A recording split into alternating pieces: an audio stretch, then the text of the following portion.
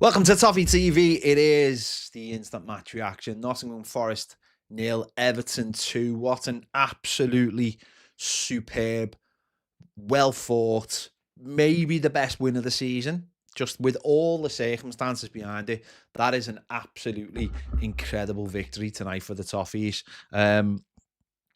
With so many changes, with so many players not available, with the starting line bringing in Nathan Patterson, Neil and Roll for his first game, Dwight McNeil playing, Tyler Diblin playing again. You know, it's a phenomenal win, and those 4 points we've picked up in the last few days are, you know, when you look at them now, that's an amazing 4 points that we've picked up, really, under the circumstances.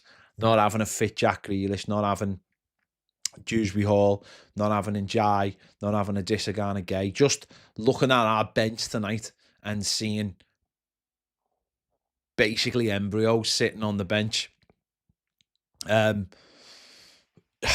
just shows you what a victory it was. You know, not just the way we won, but the very fact that we could really only make a couple of subs. One of those subs where Moyes said that he didn't really want to put Grealish on the bench, but the fact that they're the only subs and they're the only subs that we were ever going to make, really, even though Asnu nearly got on but didn't get on. Don't know why the manager didn't bring him on. Typical Moyes. I'd have brought Braden Graham on with 10 seconds to go if I'd been David Moyes tonight, but there you go. But just a thoroughly brilliant executed plan. And David Moyes just seems to always just seem to come up with something when Everton are really at their limit, when they've been stretched and pulled apart. You know, we've seen it in the first spell and we've seen it in this spell. You know, again, no Carlos Alcaraz tonight, no Michael Keane tonight. You know, and they're like, when you think about it, they're squad players. They're squad players that have been, obviously Michael Keane's been in all season, but that's how far our squad has been stretched in the last few weeks. And it's a phenomenal, to go to Forest with the squad they've got. I mean, they've got a manager who has absolutely no idea in the world how to utilise that kind of squad. So it makes the point slightly mute or slightly redundant, which he'll be soon. It's Moyes just showed tonight why, you know, I coming to the end of his first year, essentially, shows you why he is head and shoulders a much better manager than Sean Dyche, you know, who we obviously had this time last year. And that's not putting like shade on Sean Dyche, as in like, because, you know, the man done a job. The man done the job that he was asked to do, and he done it. But that's the difference, is that him as a manager would have just gone, let's put 10 men behind the ball. Let's just see what happens. Let's not attack. But David Moyes has a plan. David Moyes has a plan for these kind of games, and we've seen it in other games. Saw it at Old Trafford, saw it at Bournemouth, and we've seen how he utilises his players and how tactically so aware he is. Like, don't get me wrong, it's not always amazing. He's not always everyone's cup of tea. But like nights like this is why you know, David Moyes is such a good manager and is doing, you know, as well as he is. Because listen, 28 points from the first half of the season, you know, that's absolutely fantastic. That is absolutely fantastic. Just, I think we're in 8th place at the moment. That's you know, that's where we want to be for the second half of the season. And I think what another little added bonus is, now that we've got through those games, is that some of those players have really emerged. Like, I thought Tyler Diblin was really clever tonight. Some of the stuff he done was so clever, how he used the, I mean, not all the time, but how he used the ball and how he manipulated players to come and get tight to him and then went past them. You know, Mail and Roll has had, played centre midfield and right back tonight, and has put a good shift in. Dwight McNeil's assist for the goal was fantastic, and he's put another shift in tonight. Tim Iroegbunam looks part of the team in centre midfield, not someone who is just filling in. He looks like he's part of the team. Jake O'Brien was fantastic tonight. Like really, really fantastic. Him and Toffee were sensational tonight in terms of defending, in terms of doing their job, in terms of never switching off. They were absolutely sensational. They did exactly what they needed to do, and they did it brilliantly. They didn't do it any. There was no flair. There was no overdoing it. They did exactly what they needed to do. Patterson, after a sort of bit of a nervous start, which you can understand after being out for so long, comes in and plays. What did he play? 70 minutes or something. Every single player tonight put a shift in. Barry getting the goal. Again, that's a massive moment for him, getting his first away goal for the club. That's a massive moment for him. So just a brilliant win. And obviously, listen, James Garner ran the show again. He was the best player on the pitch on Saturday, and tonight he was head and shoulders the best player on the pitch. His goal was brilliant. As I said before, Dwight McNeil set him up brilliantly. And his assist for Barry's goal was just sensational. The way he broke, he broke forward so well, because I thought that's what he did really well tonight. Was he got forward? He didn't just sit.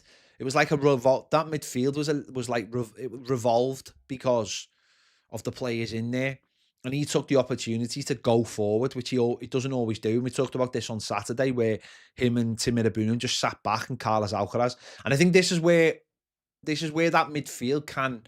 This is where we have more balance when we have like Dewsbury Hall in, because the players go forward at their own time, rather than sort of relying on a number 10 who's always going to be that player, and the two sitting behind him are just going to sit. I thought tonight we worked it really, really well, and that allowed James Garner to go forward, and he done brilliantly. He just got his head down for the goal and finished it brilliantly. But in the second half, we were actually really intelligent the way we used the ball. The amount of times players got their heads up. I think the first one was Tyler Dibblin on the right. Barry on the right. And he put one across to Mail and Roll. The Mail and Roll just didn't have the pace to beat him. And then that continued, and then it ended up with another one with Garner. And then Garner's found, and Barry makes a good run, and Barry goes through, and he gets the touch and finishes it brilliantly. After Taki had missed a header, which I just thought, you've got to score that. You've got to score that. I thought that was going to be the moment. I thought that was going to be the moment that was just going to cost us. But we dealt with everything they had. They had a couple of moments. They obviously had lots of crosses in the box that they didn't do anything with. And they had one sort of late on at 2-0 where the ball's gone right. The lads took two of them to Mail and Roll, and can't remember who else it was, to the chippy, and then both of them looked absolutely knackered. And he's rolled it across, but they can't say, oh, they were unlucky. That was a brilliant tactical display tonight. A really, really good tactical display where every single man executed what they needed to do. And don't get me wrong, that's not saying like everyone was amazing, by the way. That's not saying everyone like did something amazing, but they all did their job, and that's the most important thing. Like, you can't pick holes. You can pick holes in people's games and go, well, he should have done better there and he should have done better there. Of course you can. You can do that for every game. And look at the players. Look at the players, as I said before, that are sitting on our bench. It's kids and goalies, essentially. That could be the name of someone's book. And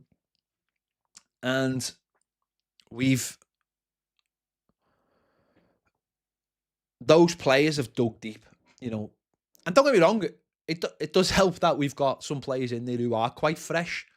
that haven't played a lot of football, Merlin Roll, Tyler Dibblin, Nathan Patterson. I mean, it works one way because the fresh, unfortunately, it works the other way, that um, they're going to be maybe not get through the whole game, and that was obviously the situation for Nathan Patterson. But as I said before, like Tyler Dibblin, I thought he was just, not everything came off, and in the first half he was maybe getting caught out, not tracking his man, but in the second half, when it was about counter-attacking football in the last 25 minutes, he came to light. It came to life and started being. I loved how clever he was on the ball. Actually, Tyler Dibblin, I really enjoyed how clever he was. You can see that there's a really good footballer in there, and if we've got 4 points. So it's not a case of looking for silver linings. The silver lining is we got 4 points out of 2 games. But if you're looking for more silver linings, Tyler Dibblin in the last 2 games, after only starting 1 game and coming off at half time and barely kicking a ball, I think Tyler Dibblin in the last 2 games has been, from where he was to how he finished that game tonight. I just look at him and think there's a player we can play now every single week,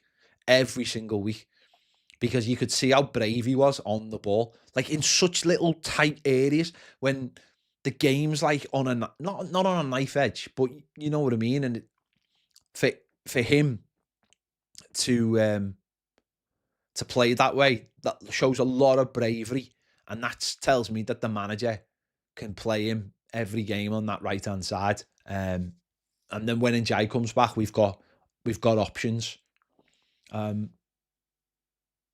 that's all it's about. I mean, on one way you can look at it and think, well, maybe Moyes should have played some of these players early on in the season, so you didn't get this situation where you got a bottleneck at this point of the season. But most of the players now, bar Asnu, it doesn't look like he's ever going to really get an opportunity this season. All of our players have Nathan Patterson's obviously been at Everton for a few years, so he's a little bit different. But all the players now look like they can contribute, and that's the most important thing, which makes the squad bigger by straight away. Makes the squad look bigger, because you look at the bench and you don't go, he's not getting on, he's not getting on, he's not getting on. Now you can look at Tyler Dibblin and go, if he's not starting, which he will be in the next few games, obviously, but you can look at it and go, he can contribute. McNeil can contribute. Timmy Abunan looks very, very settled now. And that's the thing. What's been really good this season is like James Garner going to the next level, and then maybe like Timmy Abunan going, I want a bit of that, and he's got his opportunity. And we know he was dreadful against Newcastle, but again went back into the team for the Bournemouth game and had a really good game. Got suspended, but then come back and has been really good. So it's really nice to see players, certainly young players, taking their opportunities, growing in front of our eyes. And it'll be interesting now to see what happens whether Harrison Armstrong comes back and we add him to the squad certainly for the next few weeks. While we've got obviously still got we've got injury issues. Don't forget, we play Sunday and then we play Wednesday, and then we play Saturday. So there's still a lot of football. And we've still got a very small squad at the moment. So it's just that was such a. I think the best thing about it was the fact that I don't think a lot of people saw that coming tonight. Don't think a lot of people saw that coming. I think it was a case of it might be that game. It might be that game too far.